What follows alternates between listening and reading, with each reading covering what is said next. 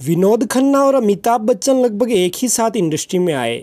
शुरुआत में जहां विनोद खन्ना को उनके हैंडसम लुक के चलते हर ओर से प्रशंसा मिली, वहीं अमिताभ बच्चन को उनके दुबले पतले शरीर और लंबे कद की वजह से हर ओर से आलोचना झेलनी पड़ी। खैर 7-8 फिल्में फ्लॉप देने के बाद फाइनली अमिताभ बच्चन के पास प्रकाश मेहरा की फिल्म जंजीर आई और जंजीर ने अमिताभ बच्चन को फ्लॉप एक्टर से सीधे सफल और सुपरस्टार की पंक्ति में लाकर बिठा दिया। लेकिन इसके बाद अमिताभ बच्चन फिल्में और अपने किरदार और ज़्यादा सजग होकर चुनने लगे और उधर दूसरी ओर विनोद खन्ना ने शुरुआत से ही ना कभी किरदार के बारे में सोचा और ना कभी फिल्म के बारे में। उन्होंने चिंता की तो सिर्फ फिल्म से मिलने वाले अमाउंट के बारे में।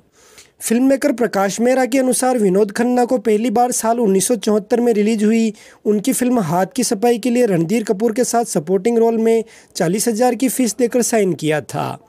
हाथ की सफाई बॉक्स ऑफिस पर सफल रही और फिल्म के लिए विनोद खन्ना को बेस्ट सपोर्टिंग एक्टर का फिल्म फेयर अवार्ड मिला, जो कि उन्हें किसी फिल्म के लिए मिला इकलौता फिल्म फेयर अवार्ड है। और इसी वजह से विनोद खन्ना की वैल्यू इस कदर बढ़ी कि वो 40,000 से सीधा 1 से 1.5 लाख रुपए फीस के तौर पर फिल्म लेने लगे।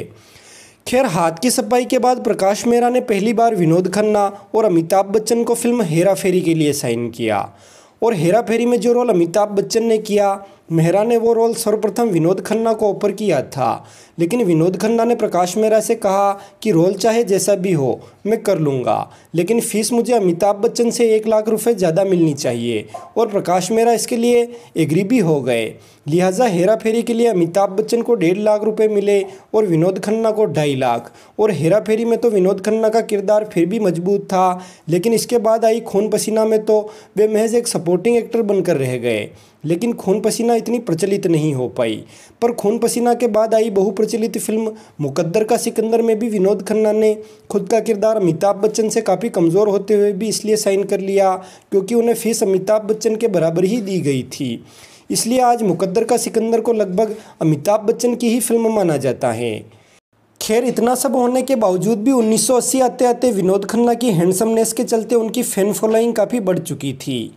शादी उन्होंने 1971 में ही कर ली थी और राहुल तथा अक्षय खन्ना का जन्म भी हो चुका था। लेकिन तभी उन्हें क्या सूझी कि वे अपने भरे पूरे परिवार और कई बड़े बैनर की फिल्मों के ऑफर को छोड़कर रजनीश ओशो नामक एक कथित स्पिरिचुअल गुरु के पास चले गए और लगभग सन्यासियों की तरह जीवन व्यतीत करने लगे। और ओशो के पास ही उन्होंने 1986 तक लगभग 6 से 7 साल बिताए। लेकिन विनोद खन्ना जिस तरह पहले घरेलू जीवन से उबे, वैसे ही 6-7 साल में वे सन्यासियों के जीवन से भी उब गए और वापस फिल्मी दुनिया और घरेलू जीवन की ओर रुख कर लिया। लेकिन तब तक उनकी पत्नी उनसे तलाक ले चुकी थी और फिल्मों से उनकी वो पीक का दौर भी अब बीत चुका था, क्योंकि उम्र भी उनकी 40+ हो चुकी थी। खैर वापस लौटने के बाद उन्होंने बतौर हीरो कुछ हिट फिल्में भी दी और 1990 में दूसरी शादी भी की। लेकिन बतौर हीरो जल्द ही उनका करियर डगमगाने लगा और फिर से वे एक बार सपोर्टिंग रोल्स करने लग गए, क्योंकि किरदार चुनते समय विनोद खन्ना ओशो को ज्वाइन करने से पहले भी सिर्फ पैसे कितने मिल रहे हैं यही देखते थे और ओशो के पास से वापस लौटने के बाद भी सिर्फ वे पैसे ही देखते थे।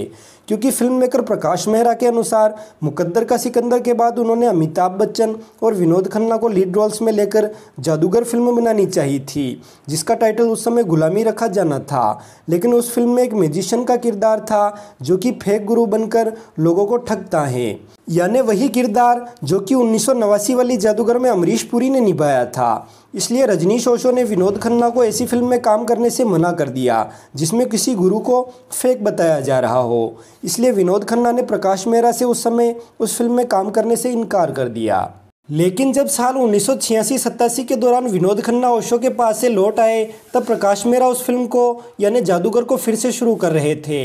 इसलिए उन्होंने जादूगर में काम करने को लेकर विनोद खन्ना से बात की और बावजूद इसके कि स्क्रिप्ट के अनुसार इस बार भी उनका किरदार अमिताभ बच्चन के मुकाबले काफ़ी कमज़ोर था, वो इस शर्त पर इसमें काम करने के लिए तैयार हो गए कि फीस उन्हें उतनी ही दी जाए जितनी कि अमिताभ बच्चन को दी जा रही है। और प्रकाश मेहरा भी विनोद खन्ना की ये बात मान गए। अब इतने समय तक फिल्मी दुनिया से दूर रहने के बावजूद अमिताभ बच्चन के बराबर फीस मिलना विनोद खन्ना की स्टार वैल्यू को तो दर्शाता है।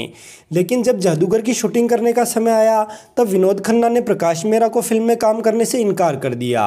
और क्योंकि ओशो के पास से लौटते ही विनोद खन्ना को बहुत से पैसों की ज़रूरत थी, तो प्रकाश मेहरा ने उन्हें जादूगर की फ़ीस के तौर पर काफ़ी पैसे पहले से ही दे दिए थे। अब विनोद खन्ना के मना कर देने के बाद प्रकाश मेहरा ने उनसे वो पैसे लौटाने को कहा, तो विनोद खन्ना ने ऐसा जवाब दिया जिसा प्रकाश मेहरा ने कभी सोचा भी नहीं होगा। विनोद खन्ना ने कहा कि वो पैसे तो मैंने मुकद्दर का सिकंदर का बोनस समझकर रख लिए हैं, इसलिए वो पैसे मैं आपको नहीं लौटा सकता। विनोद खन्ना की इन बातों से प्रकाश मेहरा काफ़ी ठगा ठगा तो महसूस कर रहे थे, लेकिन अब वो कर भी क्या सकते थे। इसलिए बाद में उन्होंने मीडिया के सामने ये पूरा किस्सा सुनाते हुए विनोद खन्ना को धोखेबाज कहा था और ये भी कहा कि मैं सोच भी नहीं सकता कि वो यानी विनोद खन्ना मुझसे मुकद्दर का सिकंदर की रिलीज़ के 11 साल बाद उसका बोनस बताकर मेरे पैसे खा जाएगा। और इस वाक़ये के बाद विनोद खन्ना और प्रकाश मेहरा ने कभी साथ में काम नहीं किया।